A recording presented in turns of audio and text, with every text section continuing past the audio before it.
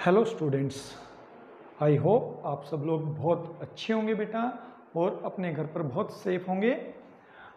अगर आपने अभी तक मेरे इस चैनल को सब्सक्राइब नहीं किया है तो बेटा ज़रूर सब्सक्राइब कीजिए, क्योंकि ये एकमात्र चैनल है जहां पर आपको accountancy, economics, history, pol science और हिंदी इन सभी सब्जेक्ट की वीडियो मिलेगी।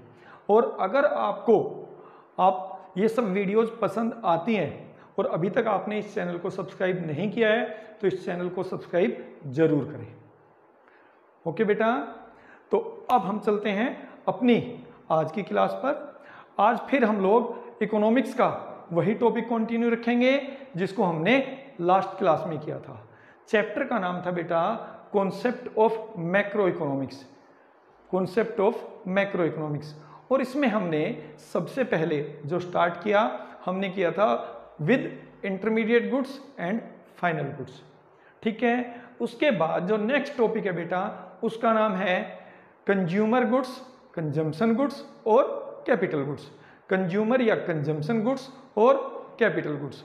तो सबसे पहले हम लोग जो स्टडी करेंगे बेटा उसका नाम है कंज्यूमर गुड्स या कंजम्पशन गुड्स।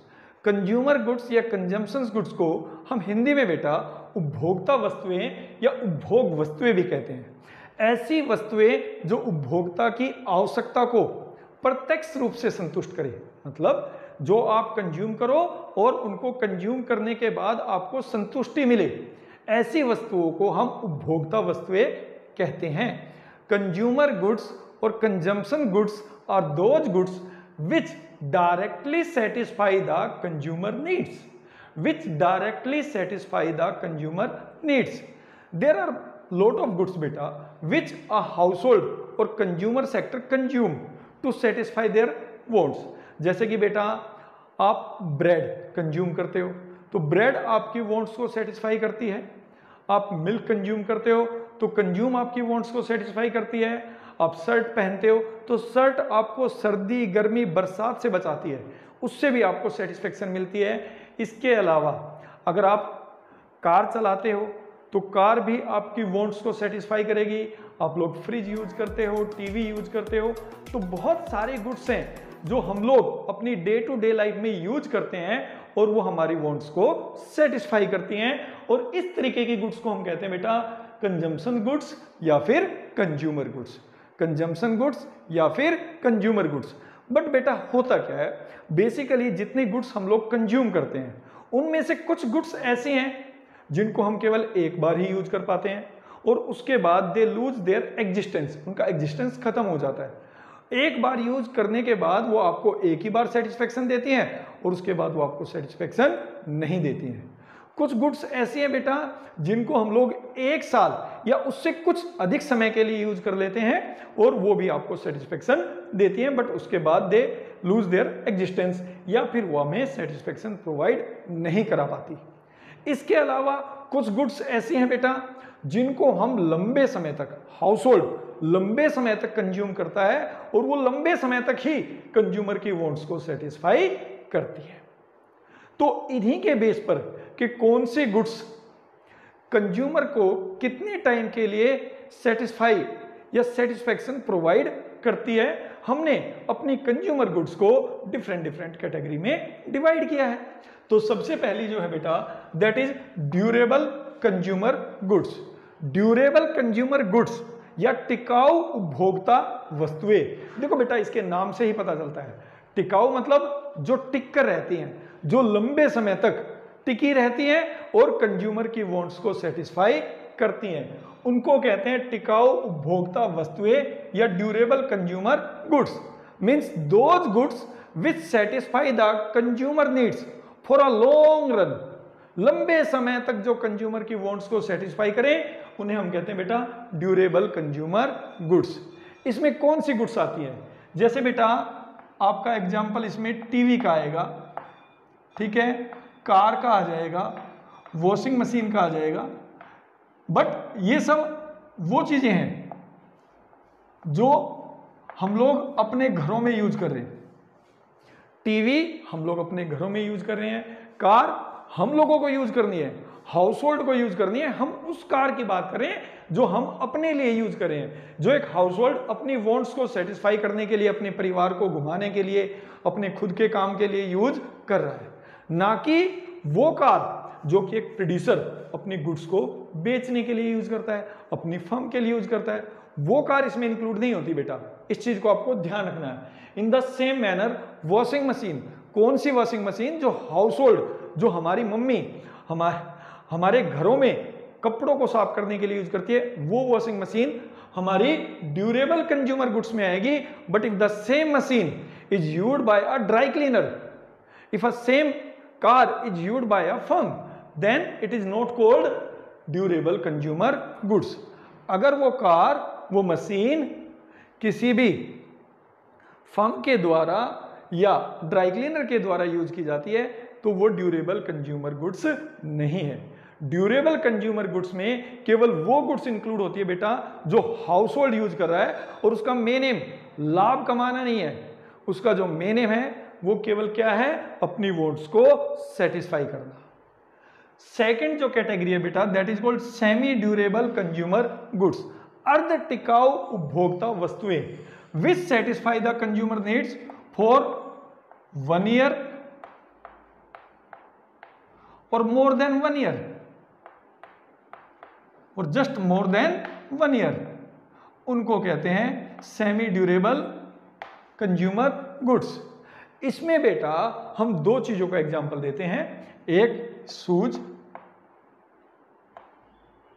दूसरा क्लोथ्स।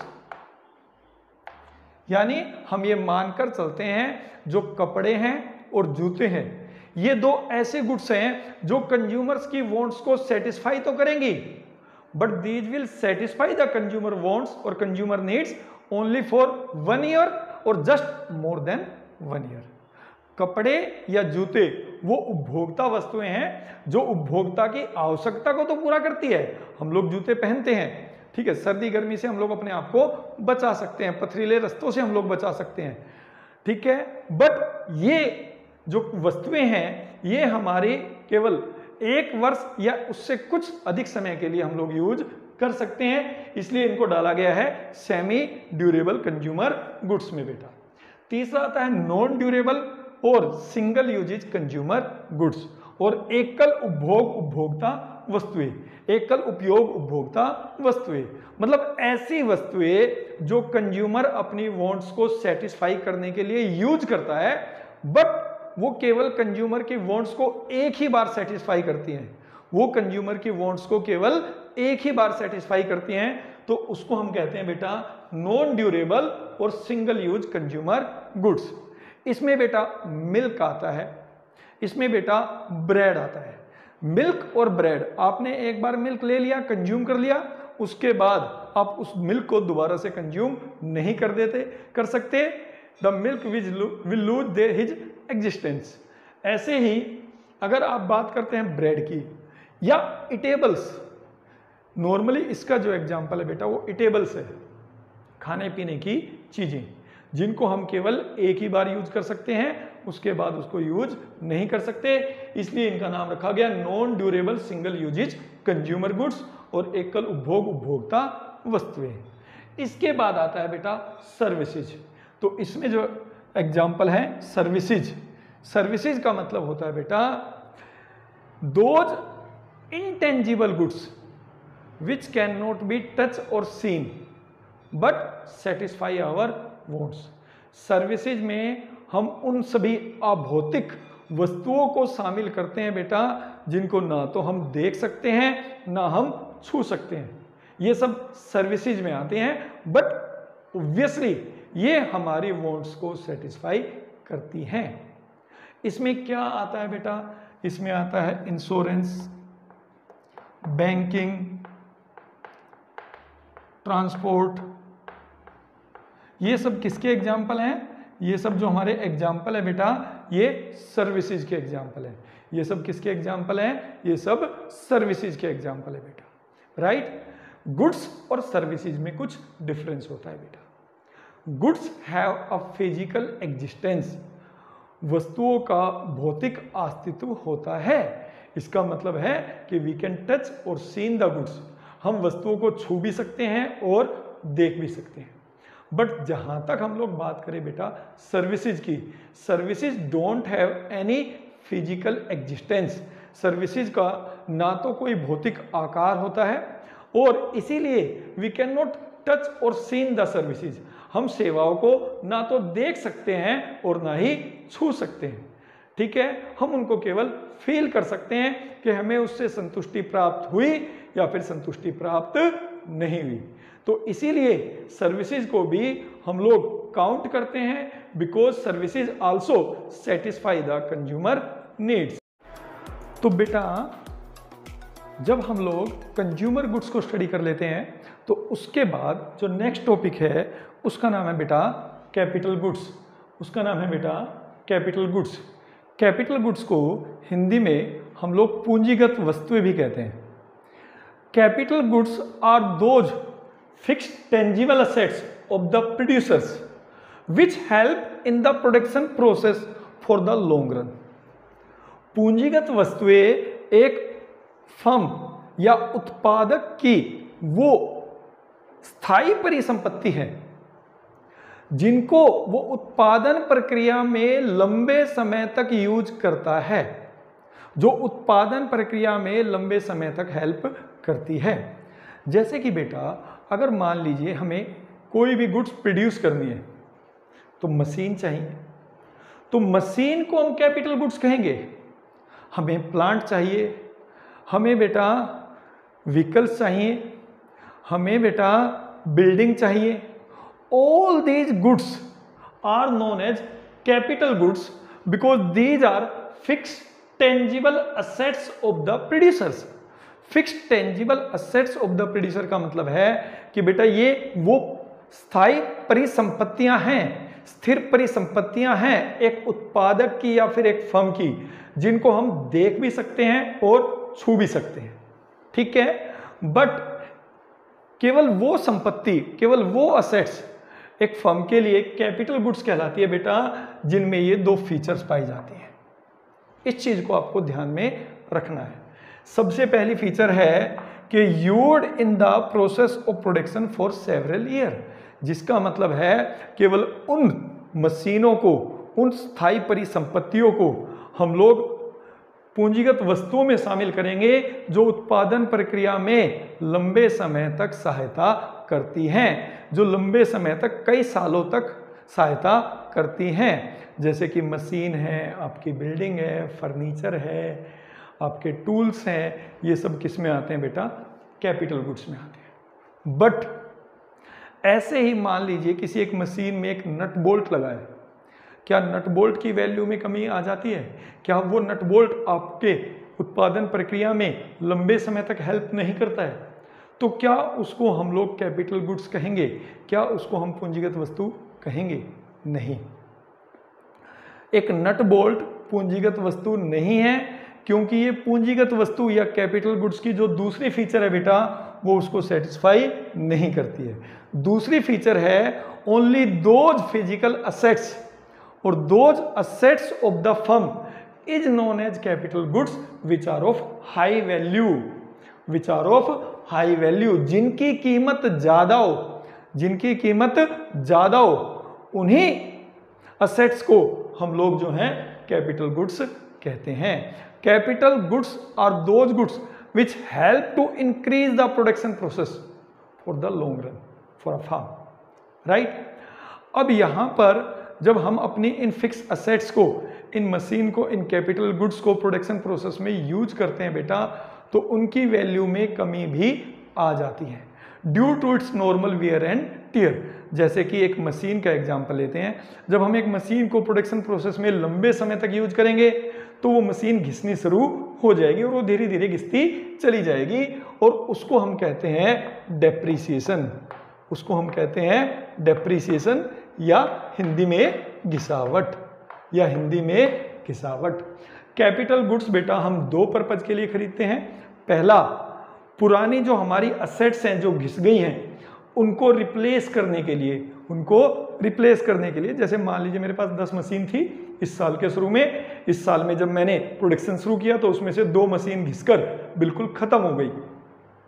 तो उन घिसी हुई मशीन को रिप्लेस करने के लिए हमें 2 मशीन और परचेज करनी पड़ेगी, वो भी कैपिटल गुड्स हैं। It will increase the stock of capital goods but it maintain the production capacity. ये प्रोडक्शन कैपेसिटी मेंटेन रखता है, बढ़ाता नहीं है। दूसरा जो एग्जाम्पल है बेटा जिसके लिए हम कैपिटल गुड्स में पैसा इन्वेस्ट करते हैं वो जो है वो है to increase the production capacity. एक फर्म अपनी उत्पादन क्षमता को बढ़ाने के लिए भी प्रोडक्शन कैपेसिटी को बढ़ाने के लिए भी कैपिटल गुड्स पे पैसा खर्च करती है, ठीक है। और उसको हम कहते हैं इन्वेस्टमेंट एक्सपेंडिचर, तो इन्वेस्टमेंट एक्सपेंडिचर बेसिकली 2 पर्पज के लिए किया जाता है, या कैपिटल गुड्स पे जो खर्चा किया जाता है बेटा वो 2 पर्पज के लिए किया जाता है। पहला प्रोडक्शन कैपेसिटी को मेंटेन करने के लिए, और दूसरा to increase the production capacity, right. तो सबसे पहले जब हम कैपिटल गुड्स पढ़ते हैं बेटा, तो कैपिटल गुड्स पढ़ते ही सबसे पहले जो हमारे माइंड में एग्जांपल आता है बेटा वो आता है मशीन का, और हमारे मन में एक धारणा बन जाती है कि जो मशीन है वो कैपिटल गुड्स है। तो क्या यहाँ पर हम ये कहें कि जितनी भी मशीनें होती हैं वो कैपिटल गुड्स हैं, ठीक है। ये एक क्वेश्चन भी है जो आपसे पूछा जाता है कि all machines are not capital goods.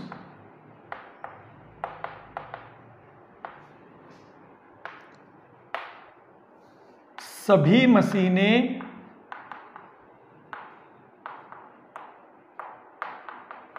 पूंजीगत वस्तुएं नहीं होती।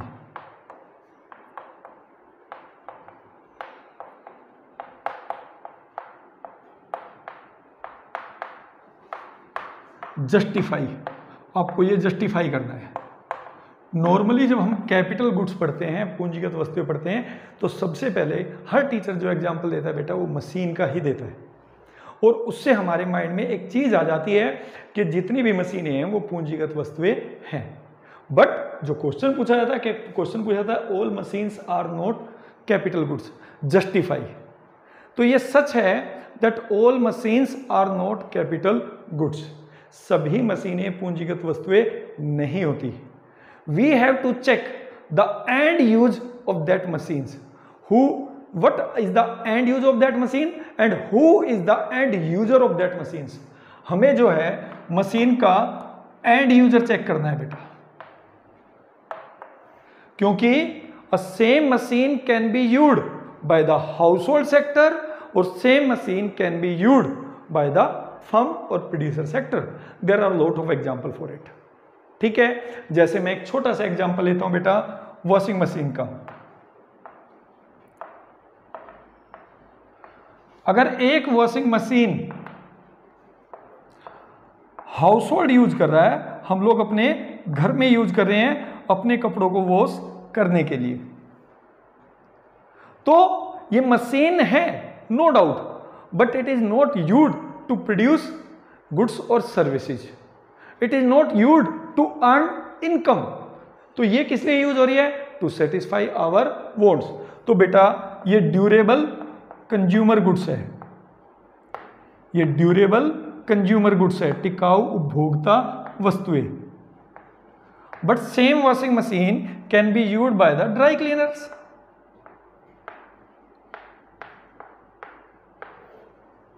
अब जब ड्राई क्लीनर उस वॉशिंग मशीन को यूज कर रहा है बेटा, तो वो किस पर्पज के लिए कर रहा है? वो उस वॉशिंग मशीन से कपड़े साफ करेगा और कपड़े साफ करने के बाद उससे पैसा कमाता है। He is providing services with the help of this washing machine to earn his living, अपनी आय कमाने के लिए। तो in this case when a same washing machine is used by the dry cleaner, it is a capital goods. But when same machine is used by household, then it is not a capital goods. तब ये capital goods नहीं है। तो आपको ये चीज clear करनी चाहिए बेटा कि क्या हर मशीन पूंजीगत वस्तु होती है? नहीं, ये इस चीज के ऊपर डिपेंड करता है कि उसका एंड यूजर, अंतिम प्रयोगकर्ता कौन है, हाउस होल्ड है या फिर फर्म या प्रोड्यूसर सेक्टर है, राइट। एक दूसरा क्वेश्चन आता है बेटा इसमें, इस टॉपिक से रिलेटेड, कि all capital goods are producer goods, all capital goods are producer goods, but all producer goods are not capital goods. All capital goods are producer goods,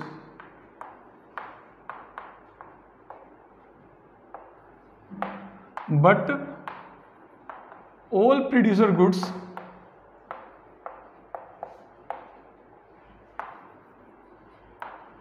are not capital goods।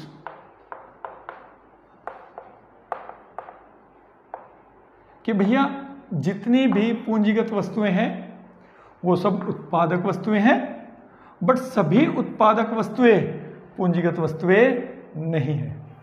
जितनी भी पूंजीगत वस्तुएं हैं वो उत्पादक वस्तुएं हैं, और जितनी भी उत्पादक वस्तुएं हैं वो पूंजीगत वस्तुएं नहीं है। तो इसमें बेसिकली हमें क्या करना पड़ेगा, सबसे पहले हमें डिफरेंस समझना पड़ेगा बेटा प्रोड्यूसर गुड्स और कैपिटल गुड्स में, और हमें देखना पड़ेगा कि प्रोड्यूसर गुड्स में कौन कौन सी गुड्स इंक्लूड होती हैं। तो producer goods are those goods which help in the production of a goods और सर्विसेज। प्रोड्यूसर गुड्स वो गुड्स होती हैं जो किसी वस्तु के उत्पादन में सहायता करती हैं, जो किसी वस्तु के उत्पादन में सहायता करती हैं। और प्रोड्यूसर गुड्स में बेटा दो तरीके की चीजें आती हैं, एक होता है कैपिटल गुड्स जैसे मशीन वगैरह, और दूसरा होता है रॉ मटेरियल्स, दूसरा होता है रॉ मटेरियल्स, राइट, दूसरा होता है रॉ मटेरियल। अब इसमें जो कैपिटल गुड्स हैं वो लॉन्ग रन तक हेल्प करेंगी in the production process, but जो रॉ मटेरियल है it will be used only once in the production process.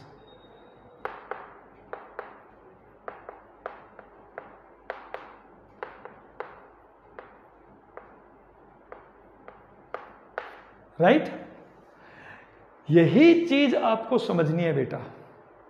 Question है all capital goods are producer goods, capital goods के बारे में मैंने बता दिया, capital goods are producer goods because capital goods help in the production process for long run, क्योंकि जितनी भी मशीनें वगैरह हैं वो उत्पादन प्रक्रिया में हेल्प करती हैं और लंबे समय तक हेल्प करती हैं। But all producer goods are not capital goods. क्यों? क्योंकि बेटा प्रोड्यूसर गुड्स में दो तरीके की गुड्स हैं, कैपिटल गुड्स और एक raw material. And raw material में जो आप देखोगे जो फीचर है वो केवल ये है कि भाई raw material can be used only once in the production process, कि रॉ मटेरियल जो है केवल एक बार ही प्रोडक्शन प्रोसेस में यूज किया जा सकता है, उसको हम लंबे समय तक प्रोडक्शन प्रोसेस में यूज नहीं कर सकते। ठीक है, तो ये कैपिटल गुड्स नहीं हो सकती। प्रोड्यूसर गुड्स जो हैं उसमें दो तरीके की गुड्स हैं, कैपिटल गुड्स और एक raw material. But capital goods के लिए जरूरी है कि वो प्रोडक्शन प्रोसेस में लंबे समय तक हेल्प करें, जबकि हमारा जो रॉ मटेरियल है वो प्रोड्यूसर गुड्स है क्योंकि वो प्रोडक्शन में हेल्प करता है, but it is used only once, वो केवल एक बार ही प्रोडक्शन प्रोसेस में यूज किया जाता है। इसलिए हम कहते हैं कि all capital goods are producer goods because these will help in the production of goods and services, but all producer goods are not capital goods, क्योंकि प्रोड्यूसर गुड्स में रॉ मटेरियल की वैल्यू भी इंक्लूड होती है। Clear बेटा? इसके बाद हम थोड़ा सा डिफरेंस पढ़ेंगे बेटा कंज्यूमर गुड्स और कैपिटल गुड्स में, कि भाई क्या डिफरेंस है कंज्यूमर गुड्स और कैपिटल गुड्स में।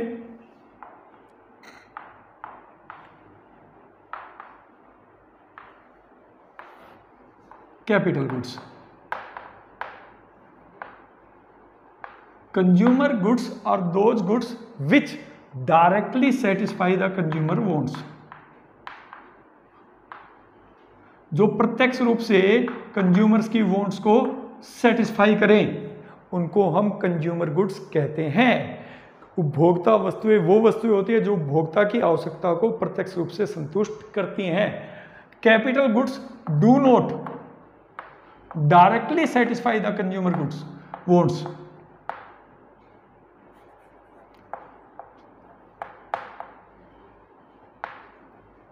कंज्यूमर वॉन्ट्स, बट ये उन गुड्स को बनाने में हेल्प जरूर करेंगी जो कि कंज्यूमर की वांट्स को सेटिस्फाई करती हैं। तो पहला जो है बेटा डिफरेंस ये है कि कंज्यूमर गुड्स जो हैं कंज्यूमर की वांट्स को डायरेक्टली सेटिस्फाई करती हैं और जो कैपिटल गुड्स हैं वो उसकी वांट्स को डायरेक्टली सेटिस्फाइड नहीं करती। ठीक है। Consumer goods are consumed by the household sector.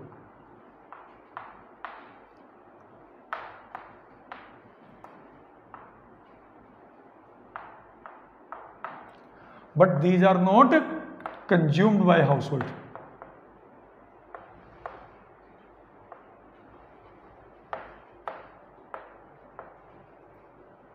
ये कंज्यूम नहीं की जाती हाउस होल्ड के द्वारा।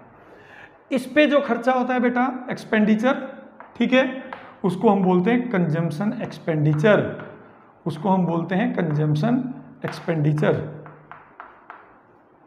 और जो कैपिटल गुड्स पे खर्चा होता है बेटा उसको हम बोलते हैं इन्वेस्टमेंट एक्सपेंडिचर, उसको हम बोलते हैं इन्वेस्टमेंट एक्सपेंडिचर।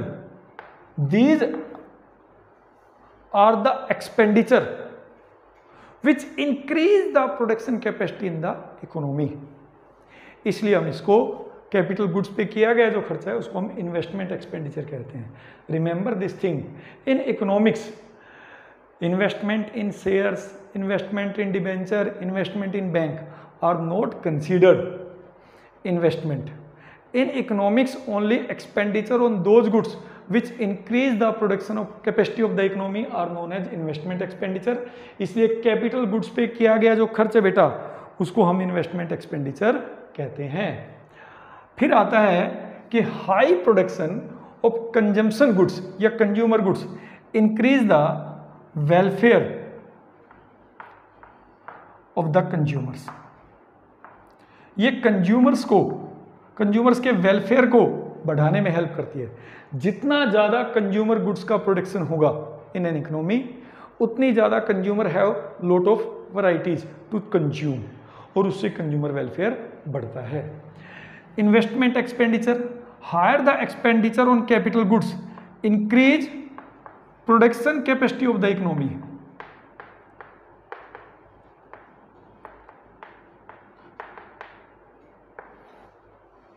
जितना ज्यादा आप कैपिटल गुड्स पे खर्च करोगे उतना ही ज्यादा इकोनॉमी में प्रोडक्शन कैपेसिटी बढ़ जाएगी, राइट। और जितना ज्यादा प्रोडक्शन कैपेसिटी बढ़ेगी उतना ज्यादा लेवल ऑफ एम्प्लॉयमेंट बढ़ेगा और जितना ज्यादा लेवल ऑफ एम्प्लॉयमेंट बढ़ेगा उतनी ज्यादा लोगों की इनकम बढ़ेगी और जितनी ज़्यादा लोगों की इनकम बढ़ती जाती है बेटा उतना ही ज़्यादा एग्रीगेट डिमांड बढ़ता है which is a sign of growth. तो ये जीडीपी ग्रोथ में हेल्प करता है। Higher the stock of capital goods higher the potential of GDP growth, right. तो बेटा these all about the capital goods और कंज्यूमर गुड्स। आई होप आप सबको बेटा ये समझ आ गया होगा। अगर आप लोगों का कोई भी क्वेरी कोई भी क्वेश्चंस इस टॉपिक से रिलेटेड है तो आप मुझे कमेंट बॉक्स में अपनी कमेंट कर सकते हैं। और अब लास्ट में important questions regarding this topic. तो इसमें बेटा दो ही इंपॉर्टेंट क्वेश्चंस हैं जो बहुत बार आते हैं। पहला, all machines are not capital goods justified, और दूसरा अभी उसके बाद जो मैंने क्वेश्चन किया वो था कि all capital goods are producer goods but all producer goods are not capital goods. इसको भी जस्टिफाई करना है। ये दोनों क्वेश्चन बहुत बार 3 या 4 मार्क्स में आए हैं, तो आप लोगों को इन दोनों टॉपिक को बहुत क्लियर करके चलना है ताकि इसमें किसी तरीके का आपको कोई कंफ्यूजन ना हो। Thank you very much.